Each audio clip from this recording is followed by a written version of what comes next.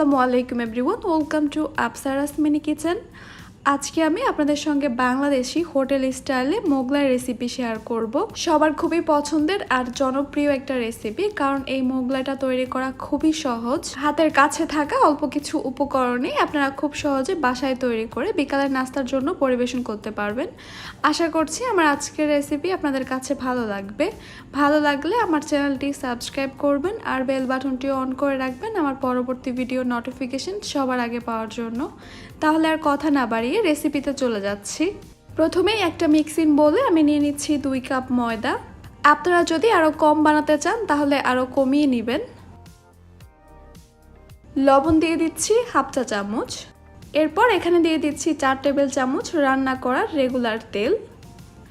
এবার আমি তেল আর লবণটাকে ময়দার সঙ্গে খুব ভালোভাবে মিশিয়ে নিব। ময়দার সঙ্গে তেল আর লবণটাকে ভালোভাবে মিশিয়ে নেওয়ার পর এবার আমি নর্মাল টেম্পারেচারে পানি দিয়ে একটা ডো তৈরি করে নিব। পানির পরিমাণটা আমি বলছি না, কারণ পানির পরিমাণটা কম বেশি লাগতে পারে। একসঙ্গে অনেক বেশি পানি অ্যাড না করে অল্প অল্প করে পানি অ্যাড করে ডোটাকে তৈরি করে নিতে হবে। আমরা নর্মালি বাসায় পরোটা তৈরি করার সময় যেরকম ডো তৈরি করি এটাও ঠিক সেরকমই হবে।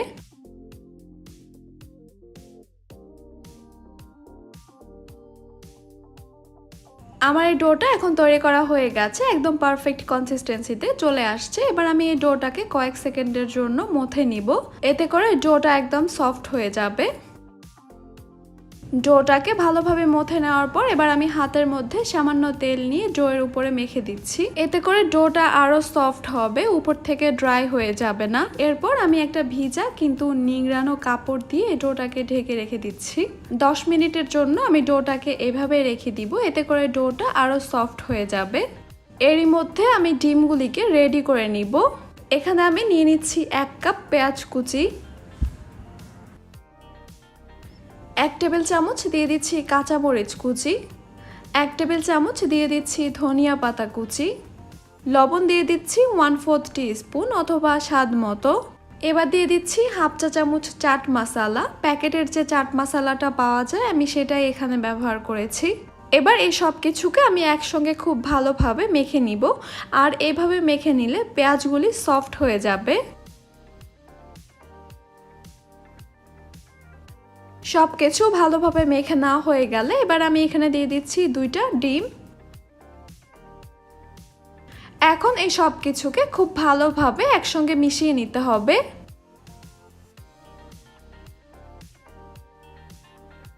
ভালোভাবে মিশিয়ে নেওয়ার পর ডিমের এই মিশ্রণটাকে আমি একটা সাইডে সরিয়ে রেখে দিব।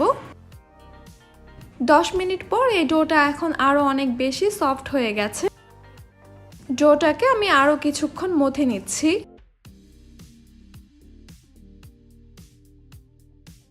এই ডোটা থেকে আমি যতগুলি মোগলাই তৈরি করব তত ভাগে এই লেচিগুলিকে আলাদা করে নিচ্ছি। আমি এখানে 3টা লেচি কেটে নিয়েছি, আপনারা চাইলে আরো ছোট করে মোগলাইগুলিকে আরো ছোট ছোট করে তৈরি করতে পারেন। এবার আমি একটা লেচি নিচ্ছি রুটি তৈরি করার জন্য। প্রথমে আমি বোটের মধ্যে সামান্য ময়দা ছিটিয়ে নিচ্ছি, উপরেও সামান্য ময়দা ছিটিয়ে আমি রুটি তৈরি করে নিচ্ছি।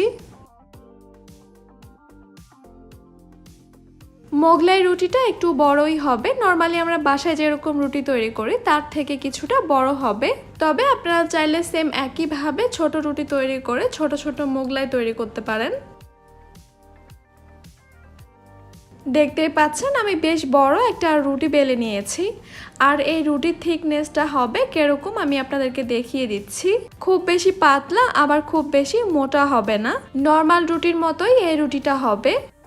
ডিমের যে মিশ্রণটা তৈরি করে রেখেছিলাম সেখান থেকে 3 থেকে 4 টেবিল চামচ মিশ্রণ এখানে দিয়ে দিচ্ছি।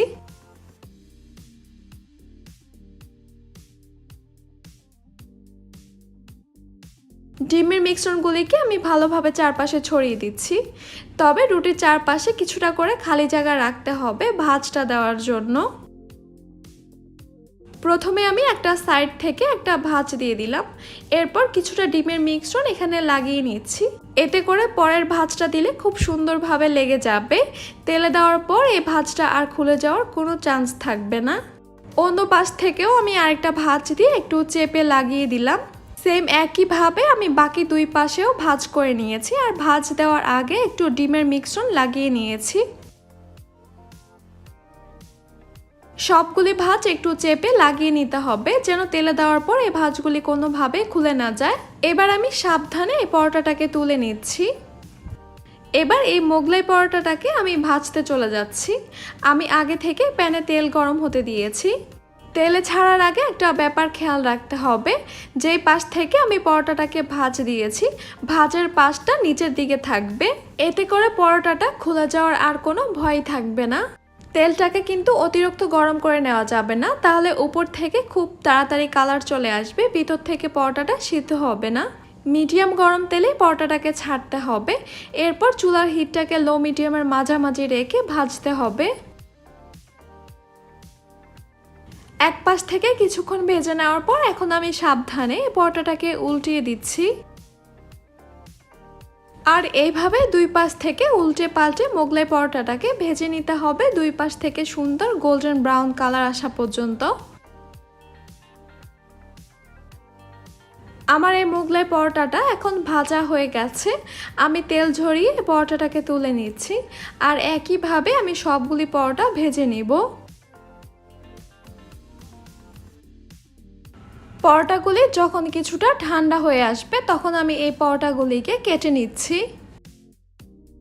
মোগলাইগুলিকে আমি ছোট ছোট করে কেটে নিচ্ছি। আপনারা আপনাদের পছন্দ মতো যে কোনোভাবে কেটে নিতে পারেন। দেখতেই পাচ্ছেন একদম হোটেলের মতো করে বাসায় মোগলাই তৈরি করা কতটা সহজ। বিকেলের নাস্তার জন্য ঝটপটভাবে বাসায় তৈরি করে নিতে পারবেন এই মোগলাইটা। আশা করছি আমার আজকের রেসিপি আপনাদের কাছে ভালো লেগেছে।